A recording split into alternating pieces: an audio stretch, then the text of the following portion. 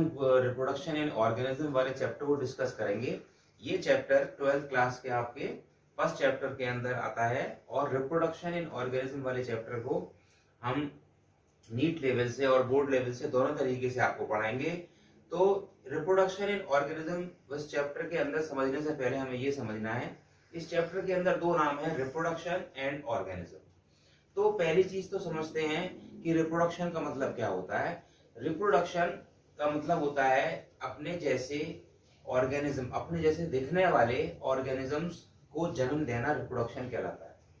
और ऑर्गेनिज्म क्या होते हैं, तो ऑर्गेनिज्म की डेफिनेशन इस तरीके से समझ सकते हैं कि ऑर्गेनिजम्स जो लिविंग होते हैं उनको हम ऑर्गेनिज्म कहते हैं। अब लिविंग क्या होता है, 11th की क्लास में आपने पढ़ा होगा, फर्स्ट चैप्टर है living world. Living world define करता है कि लिविंग और नॉन लिविंग में क्या डिफरेंस होता है। तो ऑर्गेनिज्म जब हम बात करते हैं तो वो लिविंग की बात करते हैं, किसी जिंदा की बात करते हैं, किसी एक्टिव पार्टिसिपेंट की बात करते हैं जो नेचर में अपनी एक्टिविटी कर रहा है, कुछ कर रहा है, वो ऑर्गेनिज्म है। ऑर्गेनिज्म की बात करते हैं तो हमें समझ में आता है ऑर्गेनिज्म के अंदर ग्रोथ होनी चाहिए, ऑर्गेनिज्म के अंदर रिप्रोडक्शन होना चाहिए, ऑर्गेनिज्म के अंदर मेटाबॉलिज्म होना चाहिए। ये कैरेक्टर नॉन लिविंग में नहीं होते। एनर्जी प्रोडक्शन होना चाहिए, उसके अंदर सेंसरी सिस्टम होना चाहिए कि एबिलिटी टू सेंस एनवायरनमेंट, आसपास के एनवायरनमेंट को सेंस कर सके, किस परिस्थिति में, कहां पर, किस जगह वो खड़ा हुआ है, क्या उसके आसपास हो रहा है, ये लिविंग के अंदर फीचर होता है। और इसके अलावा responsiveness, ability to sense environment and respond accordingly. जब वो रेस्पॉन्स दे सकता है, ये 4-5 कैरेक्टर्स के अलावा और भी कैरेक्टर्स होते हैं, ये सारे कैरेक्टर्स हमको किसी ऑब्जेक्ट को ऑर्गेनिज्म बनाने में सपोर्ट करते हैं। तो ऑर्गेनिज्म इसका मतलब क्या हुआ कि लिविंग ऑर्गेनिज्म की बात चल रही है, लिविंग ऑर्गेनिज्म की हम डिस्कस कर रहे हैं। तो दूसरा इसके अंदर जो मेन बात आती है चैप्टर के अंदर वो है रिप्रोडक्शन इन ऑर्गेनिजम्स। यानी कि अब बात किसकी हो रही है, जो लिविंग है, जो ये सारे कैरेक्टर एग्जिबिट कर रहा है, उसके अंदर जो हमने सेकंड पॉइंट बोला था ग्रोथ और रिप्रोडक्शन। तो रिप्रोडक्शन किस तरीके से हो रहा है, कैसे लिविंग अपने आप को बचाए रखने के लिए, धरती पर अपनी नेचर में अपनी एग्जिस्टेंस को बनाए रखने के लिए लिविंग किस तरीके से रिप्रोडक्शन कर रहा है, अपने जैसे दिखने वाले, अपने जैसे चलने वाले, अपने जैसे हाव भाव दिखाने वाले ऑर्गेनिजम्स को जन्म देना रिप्रोडक्शन कहलाता है।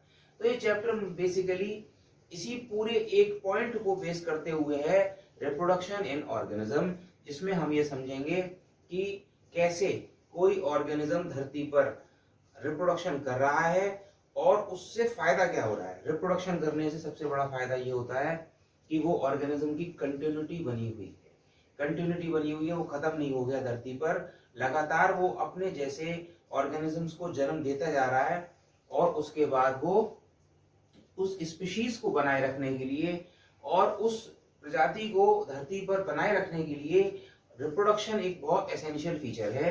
इसीलिए रिप्रोडक्शन जब कोई जानवर करता है तो एक तो उसकी संख्या धरती पर बढ़ जाती है, दूसरी बात उसकी कंटिन्यूटी धरती पर बनी रहती है। तो हम इसको डिस्कस करेंगे। अब इस पॉइंट को समझने से पहले हमें ये समझना होगा, एक टर्म आता है उसे कहते हैं लाइफ स्पैन। लाइफ स्पैन क्या होता है, कोई भी ऑर्गेनिज्म, अब ये डिस्कस नहीं करना है कि लिविंग और नॉन लिविंग में क्या डिफरेंस होता है, लिविंग की ही बात चल रही है, जिसको हम ऑर्गेनिज्म कहते हैं वो लिविंग होता है।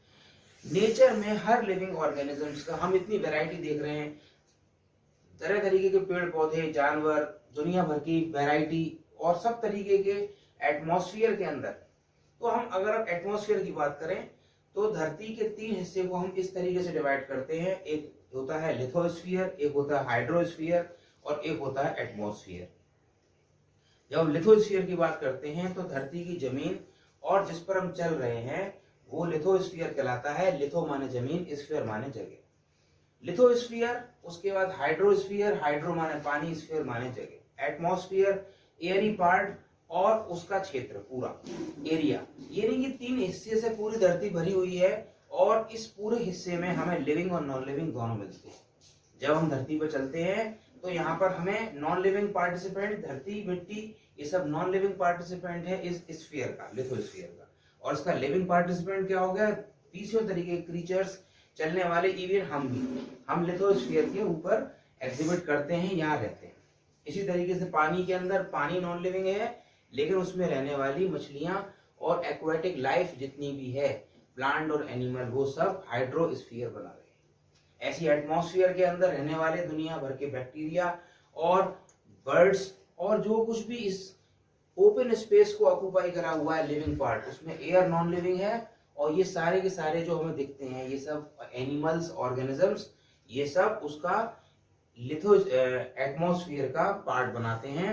और उसमें दोनों तरह का, उसमें जीवन और नॉन लिविंग पार्टिसिपेंट एयर हो गया, लिविंग पार्टिसिपेंट उसके अंदर रहने वाले जानवर हो गए। अब यहाँ पर रिप्रोडक्शन वाली बात जो हम कर रहे हैं, तो ये फैसिनेटेड, जो जितनी भी वैरायटी आपको दिख रही है, पेड़ पौधे, फूल पत्ती, दुनिया भर के ऑर्गेनिज्म, ये सब हमें इस मात्रा में, इतनी संख्या में, और पूरी धरती को जो ऑक्यूपाई करे हुए हैं, ये सब एक खास फीचर की वजह से ऐसा कर पाए, और वो खास फीचर है रिप्रोडक्शन। रिप्रोडक्शन करने से पहले हमें लाइफ स्पेन समझना होगा कि what is the meaning of life span. Life span को हम कह सकते हैं जीवन अवधि, यानी कि कोई भी जानवर, कोई भी ऑर्गेनिज्म, कोई भी पेड़ पौधा, कुछ भी धरती पर जिसको हम लिविंग कहते हैं, वो कितने समय जिंदा रहेगा, वो कितने समय जिंदा रहेगा, कितने बर्थ से लेकर डेथ तक के टाइम, यानी कि उसका धरती पर आने का समय और उसका जाने का समय, इसके बीच के टाइम पीरियड को हम कहते हैं लाइफ स्पेन। लाइफ स्पेन अलग अलग ऑर्गेनिजम्स का अलग अलग लाइफ स्पेन होता है। बेसिकली हम ऐसा समझते हैं कि जो छोटे ऑर्गेनिज्म हैं, जो सिंपलर ऑर्गेनाइजेशन, जिनकी बॉडी सिंपल ऑर्गेनाइजेशन की होती है, बहुत सरल होते हैं, वो जो है शॉर्टर लाइफ स्पेन के होते हैं। लेकिन फिर भी इसमें एक कंटिन्यूटी बात इसमें ये है कि साइज से इसका लाइफ स्पेन का कोई मतलब नहीं होता। कोई कितना बड़ा है, कितना छोटा है, इससे लाइफ स्पेन डिफाइन नहीं करा जा सकता। जैसे हमारे डिस्कस करने के लिए एक पॉइंट आता है कि तोते की जो पैरट होता है, उसकी एज लगभग 140 ईयर्स मानी जाती है, जबकि इसी के साइज का जो कौवा होता है उसकी लगभग 15 साल एज बताई जाती है।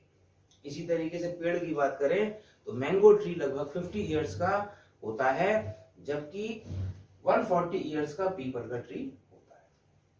तो ऐसी ही क्रोकोडाइल्स की एज बहुत होती है, रेप्टाइल्स की एज बहुत होती है, और इस तरीके से